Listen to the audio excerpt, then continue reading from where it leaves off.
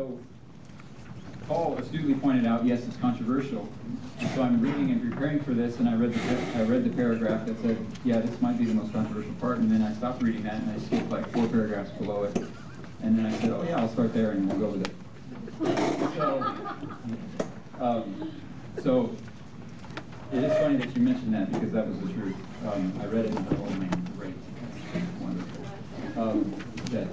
I'll have to figure that out. But in my opinion, well, we'll kind of get to that, and then we'll talk about it. So we're in James 2. James 2, verse 14. We're going to go to 26. So James 2. You good, Paul? Oh, okay. Yeah. I'll trust that you're there. I'm not gonna wait till you find it like I do in high school. I'll trust that you get there and you'll understand. It says, verse 14, what good is it, my brothers, if a man claims to have faith but has no deeds? Can such faith save him? Suppose a brother or sister is without clothes and daily food. If one of you says to him, go, I wish you well, keep warm and well fed, but does nothing about his physical needs, what good is that?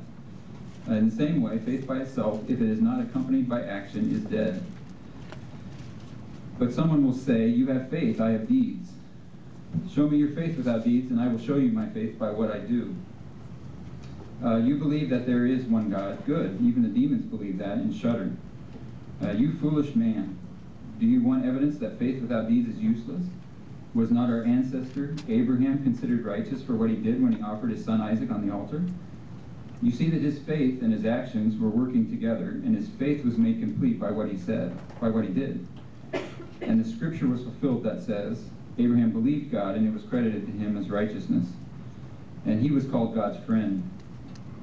You see that a person is justified by what he does, and not by faith alone.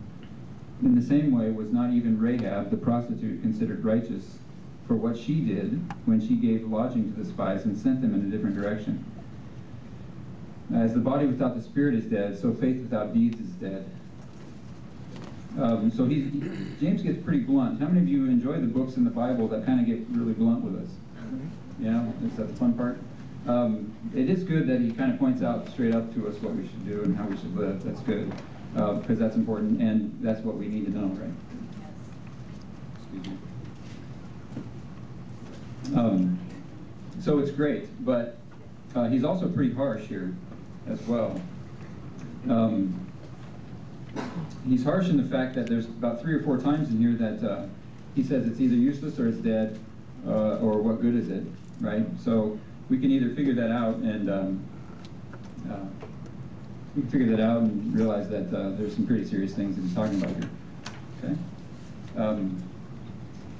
So verse 14, he calls us brother, and this is about the 3rd time or so in James that he calls people brother. So he's making it really personal, and so this is a letter to, as it says in chapter 1, this is a letter to the dispersed Jews and their family, his nation. So he makes this very personal. So in other words, at this point, I think it's safe to say that you and I would can agree that this is talking to us as brother and sister, right? This is for you and me. Then at the end of that, it says, if a man claims to have faith but has no deeds, can such faith save him? And we look at that, and then if you've been in church for a long time, this is of course the controversial part. Okay, so it was probably my first paragraph I read in trying to prepare for this. So if you've been in church a while, though, you realize and know that works don't save us. Okay, that only faith saves us. But there were people, and James was writing this, and you can imagine that in his church or in his church group, wherever he was, you can imagine that there were people wondering this, right? And we've probably seen it today that there are people who, hey, I'm a good guy, I do all these great things, but and so they think, okay, well, isn't that what God's about? And how is God going to be mean to me if I'm doing good things? So James is confronting that issue here. So the such faith, he says, can such faith save him, refers to the faith that this man is claiming that he has, but he has no deeds. So he's saying that a faith without deeds, can that faith save you?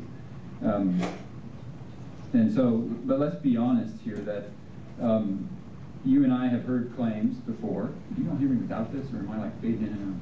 You want me to turn it up a bit? I don't know. I just feel like I'm strapped right here, which I don't want to do. Yes. So in other words, with faith and the claim of this, in my opinion, as you and I know, that talk is cheap, right? You and I can claim a lot of things, but we might have to prove those things if it's really real to us, right? So we can understand that. But let's get to the reality of it. What does save us? Paul writes in Romans 4, however, to the man who does not work but trusts God, who justifies the wicked, his faith is credited to him as righteousness. We'll touch on Romans 4 a little bit about Abraham. But again, it says, to the man who does not work but trusts God, who justifies the wicked, his faith is credited as righteousness. So somebody is believing. They trust God. Acts 16:31 says, believe on the Lord Jesus Christ and thou shalt be saved. It doesn't say, oh yeah, and go do good things. It says believe. You have to believe first. Ephesians 2:8-9, for by grace you have been saved through faith, and that not of ourselves. It is a gift of God, not of works, lest any man should boast. If we can buy, and we know this, we understand this, if we can buy our salvation, then it was earned. We earned it. And the only way for a sinner as ourselves to be in position with a perfect God is that Jesus died for us. And we couldn't earn that. Otherwise, we would certainly be boasting about it, wouldn't we? In Romans, it says kind of the gist of it is, if anybody could boast, it really could be Abraham. And you know, you and I didn't go attempt to almost sacrifice our son. So I'm not sure that even our works are good enough, if that was ever the case. So the interesting part of this, as was mentioned, it's controversial, and there's people who argue back and forth about it. I personally wonder if they're reading the right verses, right? So I just would rather not argue, and that's why I kind of skipped the controversy. So, plus I'm not terribly controversial anyway.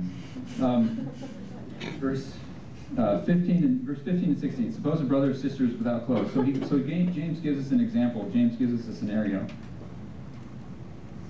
And the reality then is, how many of us have been confronted with that in reality in our own lives at some point? You can think about it for yourself. That, hey, it happens. Okay, somebody is without food. Somebody doesn't have clothes, etc., or money for clothes, etc. Maybe nowadays they don't have gas to get to their job. But then 16 says, if one of you says to him, go, I wish you well, keep warm and well fed, but does nothing about his physical needs, what good is that? And so if you can put yourself in the shoes of somebody who is at the point that they, verse 15, have no money or goods, they have no clothes, and they have no daily food. I don't know if you yourself have been there before. I know that we go through different times and difficult times. And if you put yourself in and are empathetic in that and understand where they're coming from and understand that situation, it's very humbling. We can understand that it's very, it's a big life change right there, right? It's difficult. It's maybe embarrassing. And then to get to the point that somebody is in front of you and to go and ask somebody, hey, you know, or tell somebody that's certainly sharing some pretty deep concerns.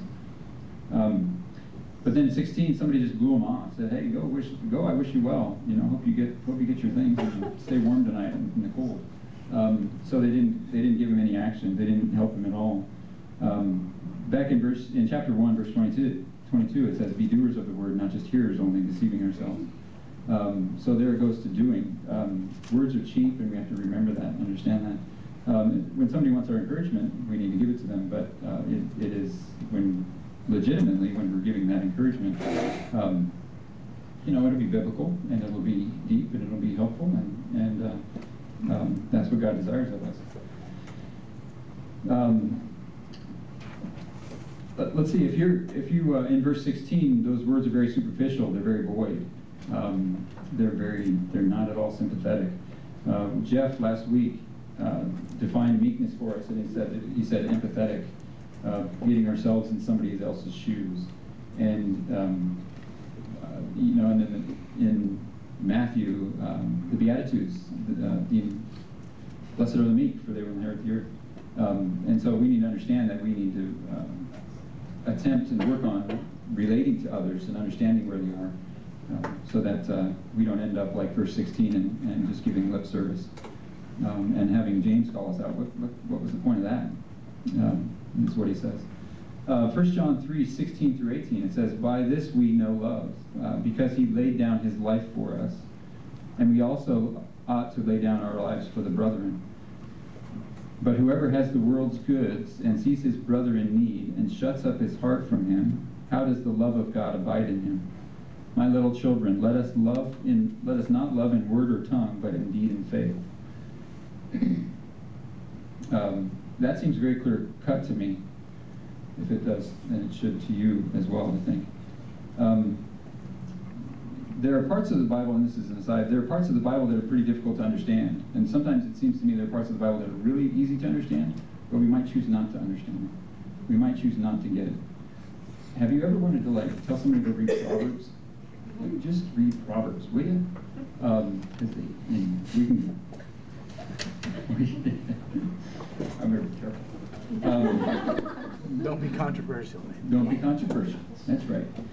So anyway, this seems pretty clear cut to me. In the Message, that last verse says, "My dear children, let us not just talk about love, let's practice real love."